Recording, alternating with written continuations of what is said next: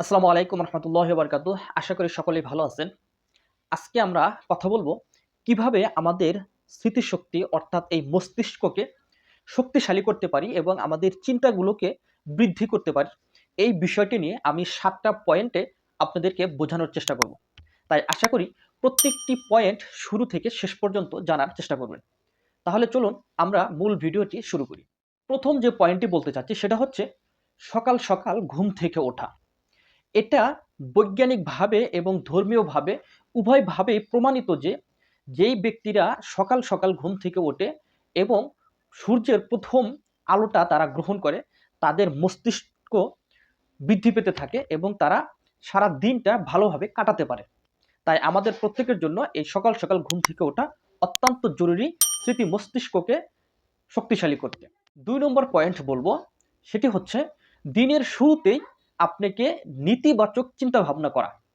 আপনি যেভাবে চিন্তাভাবনা করবেন, যে রকমের চিন্তাভাবনা করবেন, আপনি কিন্তু সেই ধরনের জ্ঞান এবং সেই পরিবেশে কিন্তু আপনি বেড়ে উঠবেন। সুতরাং আমাদের প্রত্যেককেই নেতিবাচক চিন্তাভাবনা করা উচিত। ৩ নম্বর হচ্ছে, এটা অত্যন্ত গুরুত্বপূর্ণ এবং আমাদের সকলের জন্য প্রয়োজন, সেটা হচ্ছে পুষ্টিকর খাদ্য খাওয়া। আমাদের এই দেহকে এবং চিন্তা শক্তিকে বৃদ্ধি করতে হলে আপনাকে নিয়মিত পুষ্টিকর খাদ্য খেতে হবে এবং এটাতে আপনাকে অভ্যস্ত হতে হবে। আর এতে করে আমাদের এই চিন্তা শক্তি এবং স্মৃতি মস্তিষ্ককে শক্তিশালী করতে সাহায্য করবে। ৪র্থ নম্বর, এটাও আমাদের জন্য অত্যন্ত গুরুত্বপূর্ণ। এটা ছাড়া কখনোই আমাদের এই মস্তিষ্ককে শক্তিশালী করা পসিবল নয়। আর সেটা হচ্ছে আমাদের মস্তিষ্কের ব্যায়াম করা, মস্তিষ্কের এক্সারসাইজ করা। এটার মানে হচ্ছে আমাদের নিয়মিত বই পড়ার অভ্যস্ততা হওয়া। আমরা নিয়মিত যদি সাহিত্য অধ্যয়ন করি, নিয়মিত যদি আমরা বই পড়তে অভ্যস্ত হই, তাহলে ডে বাই ডে আমাদের এই স্মৃতি, আমাদের এই মস্তিষ্ক উন্নতির শিখরে পৌঁছে যাবে।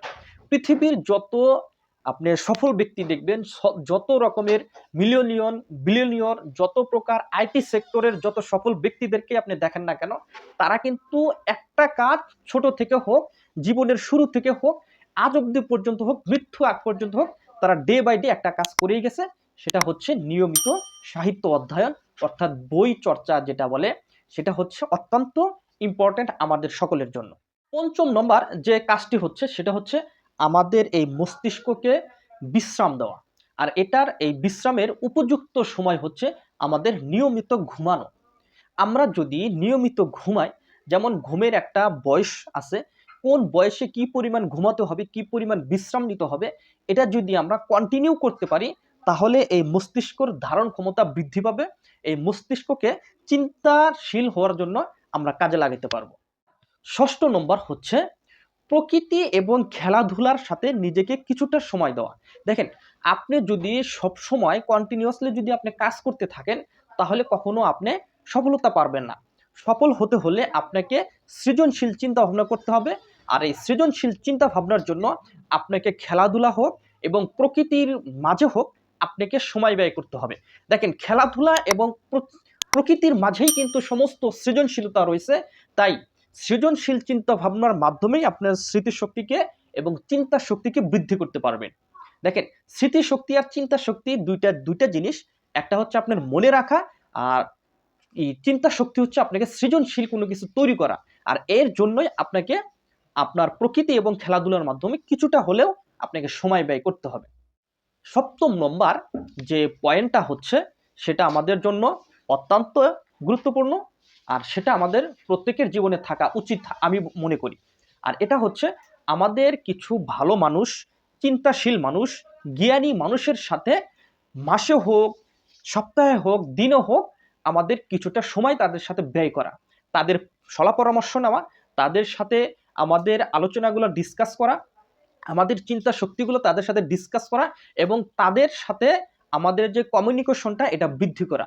এতে করে হচ্ছে আপনার চিন্তা শক্তি বৃদ্ধি পাবে, আপনার মস্তিষ্ক বৃদ্ধি পাবে, আপনার ভুলগুলো তারা শুধরিয়ে দিতে পারবে। এতে করবে আপনি সঠিক ডিসিশন নিতে আপনাকে হেল্প করবে। সুতরাং আমাদের এই ৭টা পয়েন্ট অত্যন্ত জরুরি আমাদের ভবিষ্যৎ জীবনে সাকসেস হওয়ার জন্য, আমাদের চিন্তা শক্তিগুলো সৃজনশীল জ্ঞান অর্জন করার জন্য। আমি মনে করি এই ৭টা পয়েন্ট আমাদের জন্য অত্যন্ত অত্যন্ত জরুরি। তাই আশা করি আপনারা কন্টিনিউ কয়েকটা মাস এটাতে ট্রাই করে যান, দেখবেন যে ভালো একটা ইনপুট পাবেন। তো যাই হোক, ভিডিওটি কেমন লাগলো কমেন্ট করে জানাবেন। আর এরকম ভিডিও পেতে চাইলে আমাদের চ্যানেলটি সাবস্ক্রাইব করে পাশের বেল আইকনটি বাজিয়ে রাখবেন। আশা করি পরবর্তী ভিডিওটি সবার আগে পেয়ে যাবেন। তো ভালো থাকবেন, সুস্থ থাকবেন। আল্লাহ হাফেজ।